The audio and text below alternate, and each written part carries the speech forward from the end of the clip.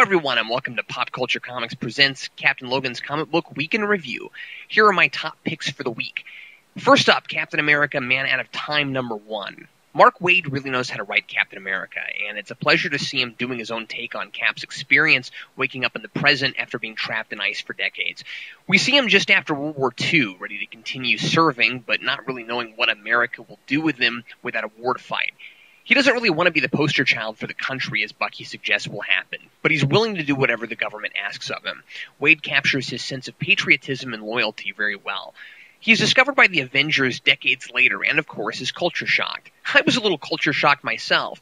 Iron Man, Thor, and the rest of the Avengers are wearing their classic uniforms, and yet there are cell phones and other present-day technologies. Comic book time is always a funny thing, and the book is ambiguous about exactly how much time has passed. When books do this, it's always a little jarring for me. I recently had the same experience with Return of Bruce Wayne, where Bruce apparently is in the 40s, but his parents appear to be there. But at the same time, I really appreciate the old nostalgic uniforms and characterizations. The point seems to be that even though books are constantly updated and characters stay more or less the same age, we should try to include as much as what came before as we can. There's a twist at the end that really changes things for Captain America. I'm assuming this book is a retelling of Cap joining the Avengers and not a what-if type story, but he immediately gets himself into some real dangerous trouble, and I'm looking forward to seeing where it goes. Next is Chaos War #3 out of 4. I generally follow more traditional superhero books, and I don't usually enjoy the Greek and Norse god stuff, but I have to admit this is a fun series. It's pretty simple. The Chaos King wants to destroy everything for the sake of chaos, and all the gods are trying to stop him, while other gods have fallen and are being controlled by him. What I really like about this is how other really powerful Marvel characters are here along with all the gods. Besides Thor, we've got Silver Surfer and Galactus. And I'm not ashamed to say I get excited whenever Galactus shows up anywhere. He's my favorite part of this, in fact. I love the logic of why he's agreed to get involved. He says he sanctions hunger, not mindless destruction. The book is mostly a series of epic fights, and they're wonderfully detailed and interesting to look at. It reminds me of some of the drawing from the current Avengers series with the chaotic and broken time stream. I found myself staring at certain panels for a long time and being a lot more enthralled with what I was looking at even than with the story itself. I really like the design of Chaos King, and he's genuinely scary. There's a really neat panel where planets seem to be coming in and out of him. If you enjoy huge cosmic stories and you're a fan of Thor or Hercules, this book is certainly for you. It's not really my thing generally, but I gave it a shot and I enjoyed it. And now Batman and Robin #16. This is it, Grant Morrison's big finish on this arc. Bruce Wayne is finally back, and that means it's time to wrap up everything. Dr. Hurt, Pig, everything. The only complaint I have here is that things seem to finish a little bit too quickly, considering how long this has been going on. It's an oversized issue, and it still wraps up a little too nicely for me. But it does feel quite epic, and there's a definite mystique Bruce carries with him now that he's back. Every time he says something, Morrison seems to be basking in the fact that he gets to write Bruce Wayne in this timeline again. The idea of multiple Batmen is going to take some getting used to, and it's really fun to see both Dick and Bruce in slightly different Batsuits fighting alongside each other. Bruce hardly has any time to acclimate to new things, though, as the first thing he has to do is chase Dr. Hurt through the Batcave and try to find Alfred. But he does occasionally ask questions like, why is Damian in a Robin outfit? The Joker has an awesome conclusion in this arc, and it'll be extremely interesting to see what's done with him after this. I don't really want to give it away here. And that awesome art from last issue is amped up even more here. Batman sprinting down this hallway in Wayne Manor is probably my favorite panel this week. The end of the issue sets everything up for the new era in the Batman universe, and I find Morrison's non-linear storytelling to be really interesting, if not sometimes a little bit frustrating. Since the last issue of Return of Bruce Wayne isn't out yet, but will be next week, and Batman the Return doesn't come out till the 17th, there are still some pretty major pieces to the puzzle missing while we're reading this issue. I don't know exactly how Batman got all of his memories back, and I certainly don't know what exactly inspired him to make the huge decision he makes at the end of this issue. It does seem to come a little bit out of nowhere, but again, I trust Morrison to not have Bruce do something this unusual for no good reason. My guess is the reasons leading up to the inevitable Batman Incorporated will be revealed to us soon in the subsequent issues to come. Don't miss Batman the Return and Batman Incorporated, both coming out on the 17th, and the last issue of Return of Bruce Wayne next week. Batman Incorporated is going to be a new monthly that'll be the main book Morrison is writing for the foreseeable future. Brightest Day #13. This issue is a lot like the last in that it focuses primarily on one character, or in this case a pair of characters, and gives a lot of background for that section's antagonist. Last time it was Martian Manhunter. This time it's Hawkman and Hawkgirl. We learn more about Half-Set and Hawkgirl's mother and how she took over Hawkworld and rules it with an iron fist. She wants to use Hawkman and Hawkgirl to unlock an unlimited power.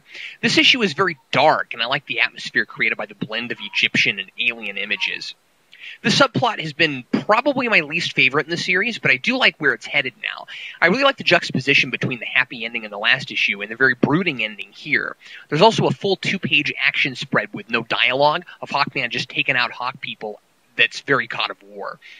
More interesting to me, though, are the last 2 pages, where it's revealed who the White Lantern is going to be. Although if you've been reading any DC books at all lately, they already kind of gave it away with the Brightest Day ads they've been running in a lot of their books. So just in case you haven't been keeping up and you didn't see that, I won't tell you who it's going to be. But there's an amazing panel at the end of the book revealing it. I really wish I didn't already know, because it would have been a much cooler reveal. I also want to mention a somewhat obscure character appearance here. Deadman and Dove are trying to figure out who the White Ring is going to choose, so they're making guesses and summoning people to see if the ring will fly off and choose that person. And one of the people they try is Mitch Shelley, Resurrection Man. He had his own monthly series in the 90s, which was canceled after about 50 issues. I have the whole series and I really like it. And during all of Blackest Night, I kept thinking, you know, DC has this character who comes back to life with a different superpower every time he dies. You'd think he'd be involved in this somehow. He only gets a quick cameo here, but I couldn't help but geek out to see him there. It was fun knowing that not everyone who reads this is going to have any idea who that guy is, but I did. Anyway, the series still hasn't failed to disappoint. Superboy #1. I'm recommending this series to anyone who might be missing traditional Superman villains or big epic Superman fights since JMS has taken over Superman. Now don't get me wrong, I really like what JMS is doing in the main Superman book right now, but it is fun to see some familiar faces from his universe, and I really enjoyed this first issue of Superboy. The whole thing is set in Smallville, and Superboy is visited first by the Phantom Stranger, who has a cryptic warning that something terrible is going to come to Smallville, and then by Parasite, who plans to steal Superboy's powers in order to kill Superman, which I thought was a really neat idea. I like the feel of these epic battles in the middle of a tiny town. That was my favorite part of Superman Batman Apocalypse, by the way, that big fight between Supergirl and Darkseid on the Kent farm. This isn't an overly complicated book, and it's just a solid story and great introduction for the series. It doesn't feel like a book that just started its numbers over either. The writers do an excellent job of introducing the cast of players for people who don't know them without making things boring for those who do, so it's a good jumping on point. They find clever ways to tell us about things like Superboy's tactile telekinesis without conspicuously putting exposition and dialogue. There's also a couple of places where Superboy looks a lot like George Reeves, which was a cool choice. Finally, I want to recommend Morning Glories #1 from Image. If you want something a little different, you should really try out this series. It's pretty new and it's only had a couple of issues so far, so it's a good time to get caught up and start reading. I picked up the 4th printing of the first issue and I'm really quite impressed with it. I don't know if it was an enjoyable experience so much as it was just so disturbing I couldn't put it down. The best way I can describe it is disturbing in a good way. It's about a prep school for gifted young people, but things aren't what they seem. A series of mysteries immediately starts unfolding, while strange and terrible things happen as the new students are enrolled, and I was immediately enthralled.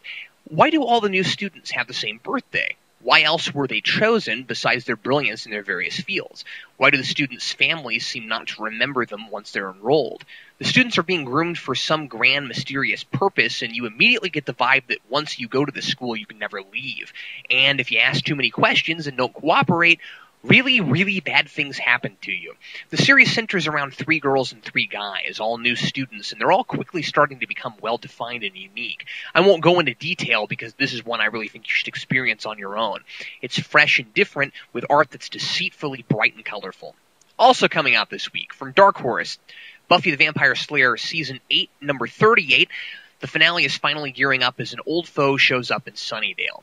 From DC, there's Batman Confidential number 50. Jerry Bingham, artist on Son of the Demon, returns to comics for the first time in 20 years to start a new arc about a younger Batman in this oversized issue. Red Hood Lost Days number 6, the last of a 6-issue miniseries. Jason Todd takes his final steps to becoming the Red Hood. And from Marvel, Bullseye Perfect Game number 1. This is the start of a 2-part miniseries where Bullseye takes a good hard look at himself and meets an impossible challenge. X-Men to Serve and Protect number 1 of 4. The X-Men versus a major Spider-Man villain. And Wolverine number 3.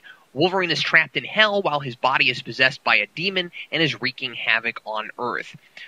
Those are my reviews and news for the week. I'm Captain Logan, wishing you pleasant reading and creative thinking.